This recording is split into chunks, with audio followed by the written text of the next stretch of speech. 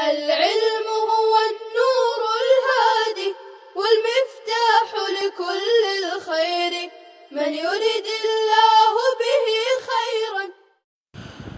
بسم الله الرحمن الرحيم.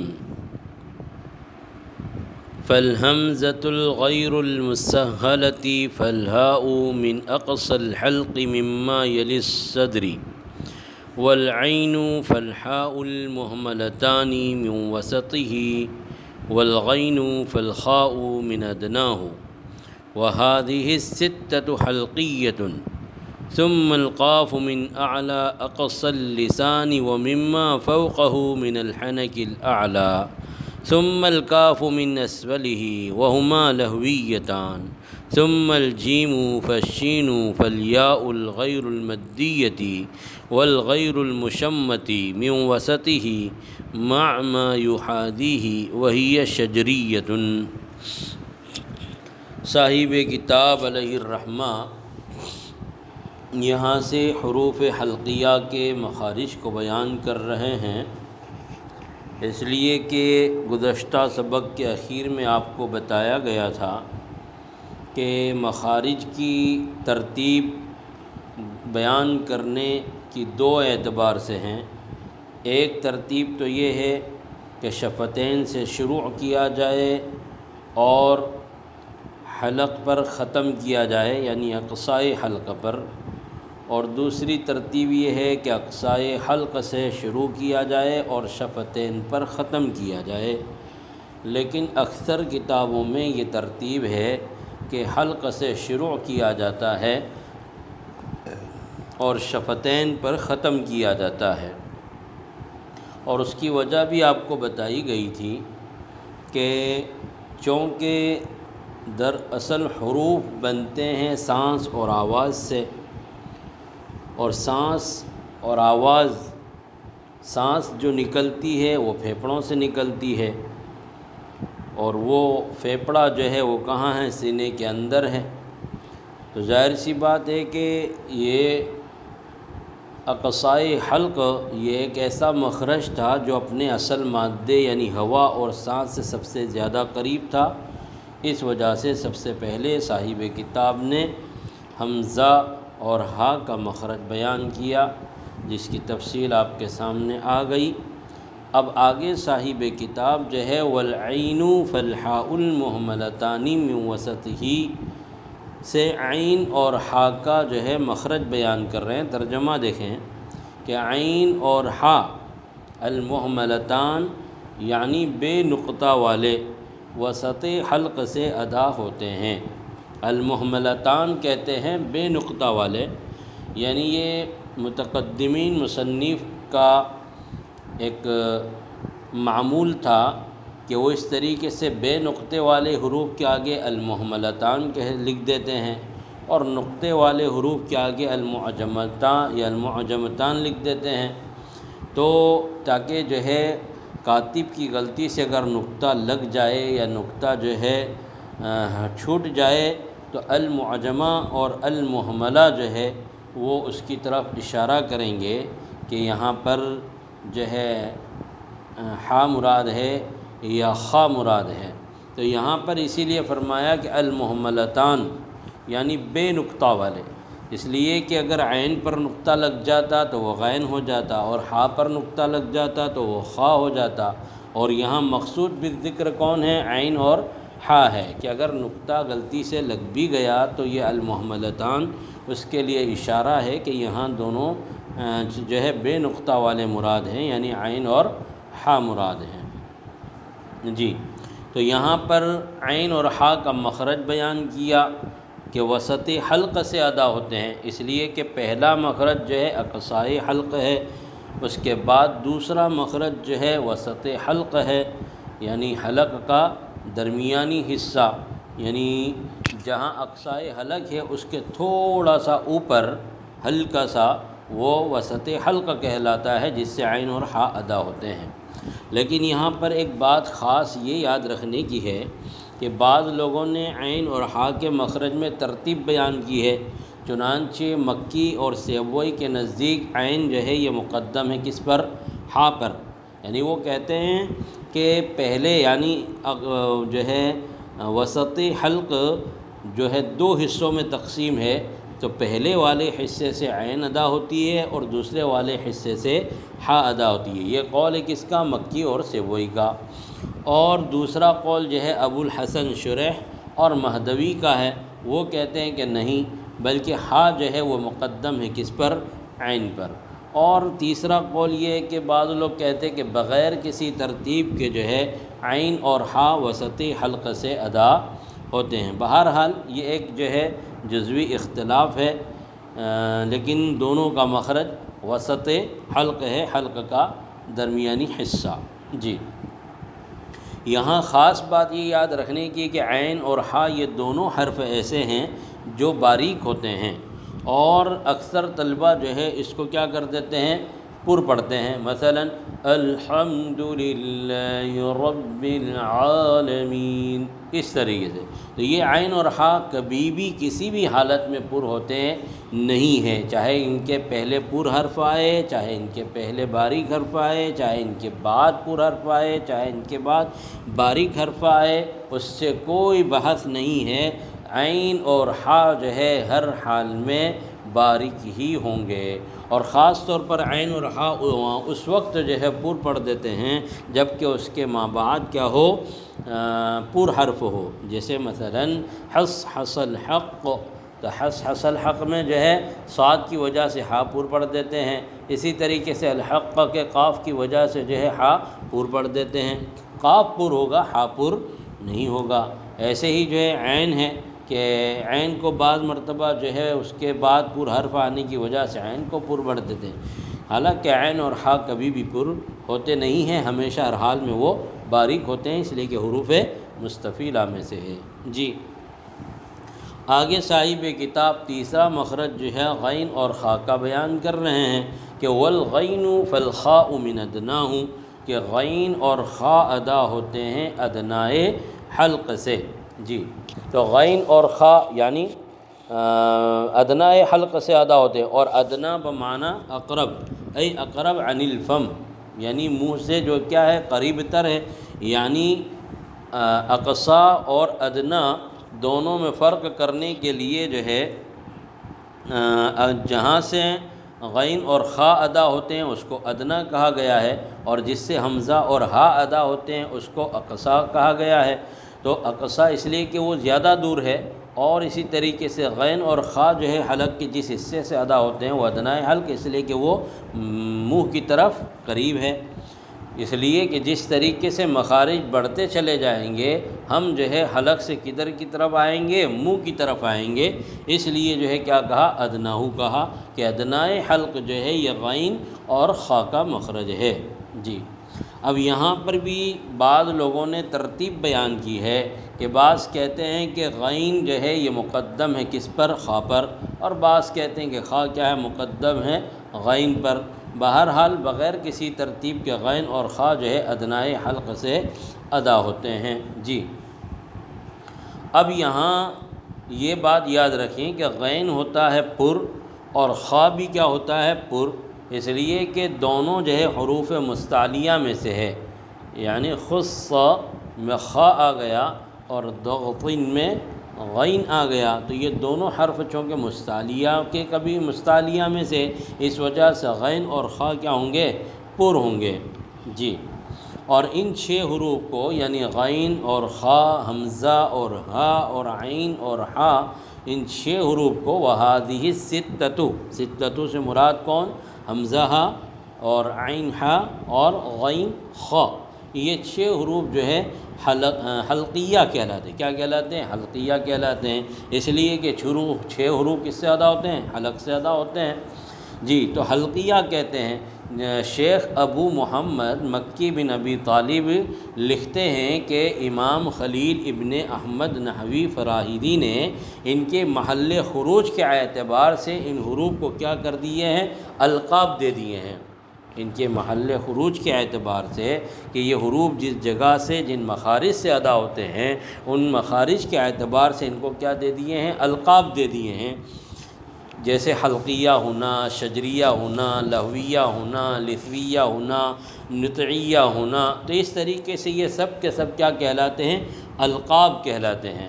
اور امام خلیل ابن احمد نحوی فراہیدی نے مخارج اور صفات پر سب سے پہلے قلم اٹھایا، اور اس اعتبار سے انہوں نے ان حروف کے کیا ہے اپنی کتاب العین میں القاب بھی بیان کیے ہیں ان کے محل خروج کے اعتبار سے۔ جیسے کہ بھئی اپنے آپ کو کوئی اورنگ آبادی کہتا ہے، کوئی سلوڑی کہتا ہے، کوئی اپنے آپ کو سپولوی کہتا ہے، کوئی مدھوبنی کہتا ہے، اس لیے کہ یہ ان کی کیا ہے علاقائی نسبت ہے۔ تو ایسے ہی ان حروف کو اپنے محل خروج کے اعتبار سے کیا ہے القاب دیے گئے ہیں جی۔ اور اسی انہی القاب کا دوسرا نام صفات محلیہ، میم کے فتحے کے ساتھ، محل کے معنی جگہ کے ہیں، یعنی جن جگہوں سے یہ حروف ادا ہوتے ہیں ان جگہوں کی طرف ان کو منسوب کر کے ان کی نسبت بیان کر کے ان کے القاب کو بیان کیا ہے۔ انہی القاب حروف کا دوسرا نام کیا ہے؟ صفات محلیہ، محلیہ نہیں، میم کے فتحے کے ساتھ صفات محلیہ کہیں گے جی۔ تو یہ 6 حروف حلقیہ کہلاتے ہیں۔ اس کے بعد دیکھیے کہ ثم القاف من اعلیٰ اقصى اللسان ومما فوقه من الحنک الاعلیٰ، پھر قاف ادا ہوتا ہے اعلیٰ اقصائی لسان سے، ومما اور ساتھ اس کے جو اس کے اوپر ہے، اس کے بالمقابل ہے، من الحنک الاعلیٰ یعنی اوپر کے تالو کے ساتھ۔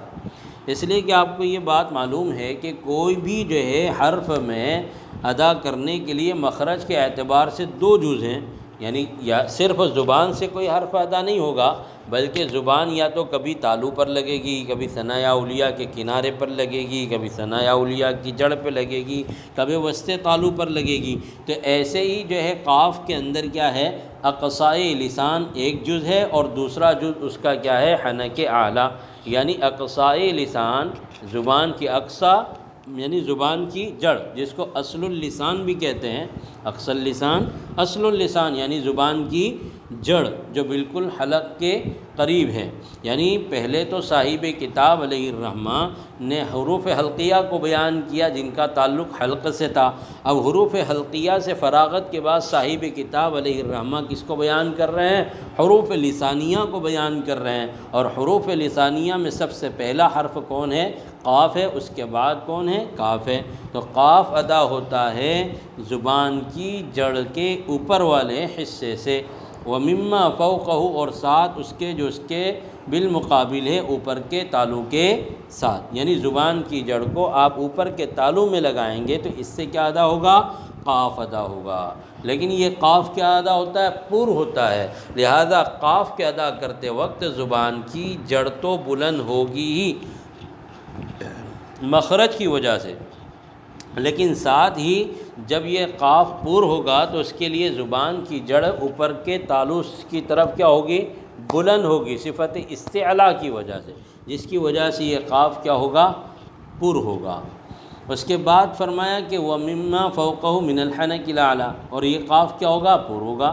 پھر اس کے بعد کہا کہ ثُمَّ الْكَافُ مِنْ أَسْفَلِهِ، پھر کاف ادا ہوتا ہے اسفل اقصائی لسان سے، وَمِمَّا فَوْقَهُ مِنَ الْحَنَكِ الْأَعْلَىٰ، اصل میں پوری عبارت یوں ہے کہ ثُمَّ الْكَافُ مِنْ أَسْفَلِ أَعْلَى اللِّسَانِ وَمِمَّا فَوْقَهُ مِنَ الْحَنَكِ الْأَعْلَىٰ، یعنی کاف ادا ہوتا ہے اسفل اقصائی لسان اور اس کے مقابل اوپر کے تالو سے، لیکن صاحب خطاب علیہ الرحمہ نے اختصار کے لحاظ سے یہاں مخرج کے ایک ہی جز کو بیان کر دیا، اس لیے کہ اس سے پہلے والے حرف یعنی قاف کے اندر بیان کر دیا، یعنی من اعلیٰ اقصى اللسان، تو یہاں من اسفل اقصى اللسان ہے، اور وہ مما فوقہ من الحنک الاعلیٰ، اس لیے کہ کبھی بھی حرف ایک جز سے ادا نہیں ہوتا بلکہ دوسرا جز ضروری ہے، اور وہ کیا ہے؟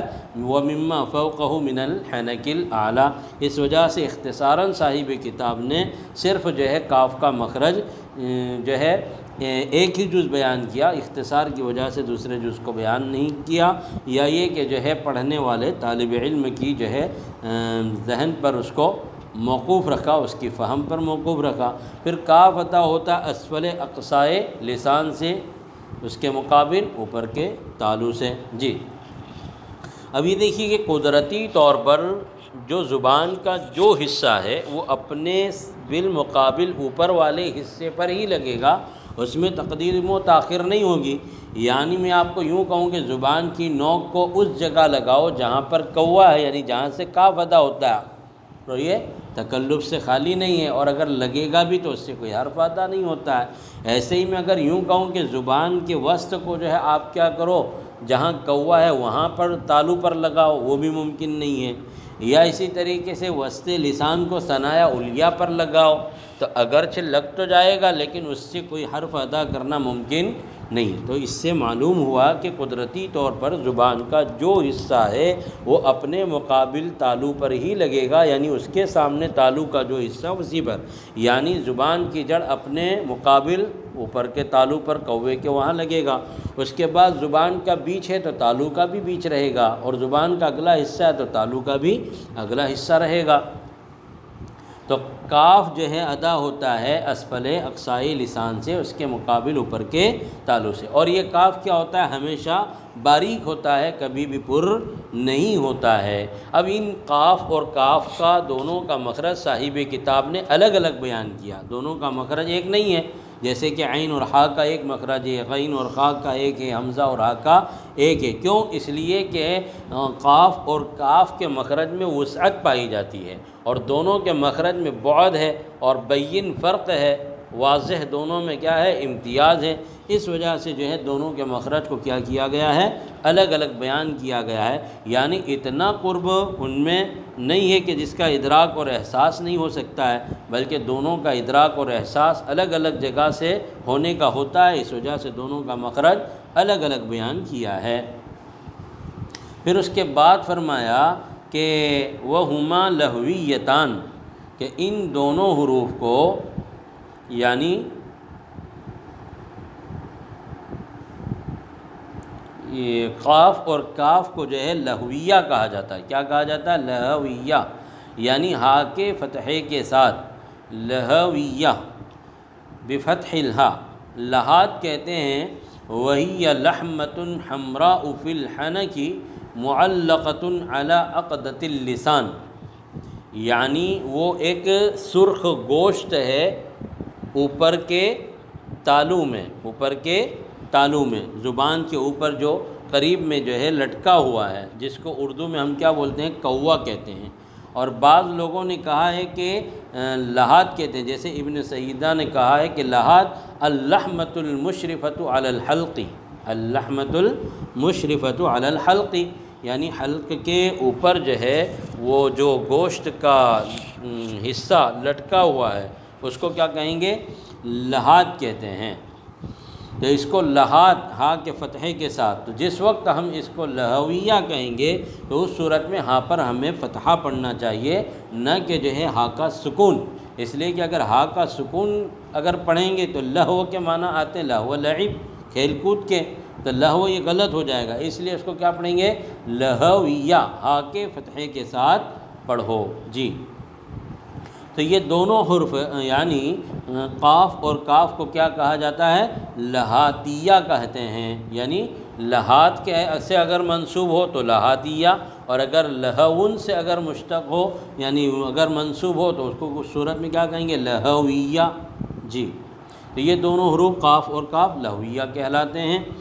اس کے بعد پھر صاحب کتاب علیہ الرحمہ کہہ رہے ہیں کہ ثم الجیم فالشین فالیاء الغیر المدیتی والغیر المشمتی من وسطہ مع ما یحادیہ وہی شجریۃ، کہ اب اس کے بعد جو ہے جیم اور شین اور یا غیر مدہ کا مخرج بیان کیا، کہ جیم، شین اور یا غیر مدہ اور غیر مشممہ وسط لسان سے، ہی ضمیر کا مرجع کون ہے، لسان ہے، وسط لسان سے ساتھ اس کے جو اس کے مقابل ہے، یعنی کون، اوپر کا تالو، اس سے ادا ہوتے ہیں۔ اور ان تینوں حروف کو یعنی جیم اور شین اور یا غیر مدہ کو کیا کہتے ہیں، شجریہ کہتے ہیں۔ کیا کہتے ہیں، شجریہ۔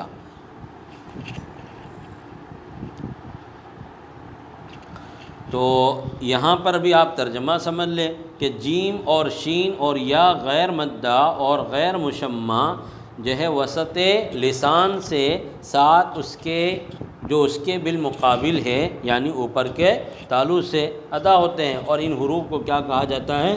شجریہ کہا جاتا ہے۔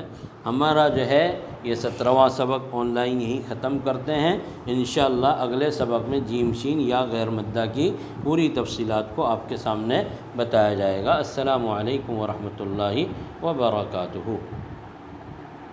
السلام عليكم. لا تنسوا الاعجاب بالفيديو والاشتراك في القناة تشجيعا لنا لنستمر بنشر المزيد إن شاء الله.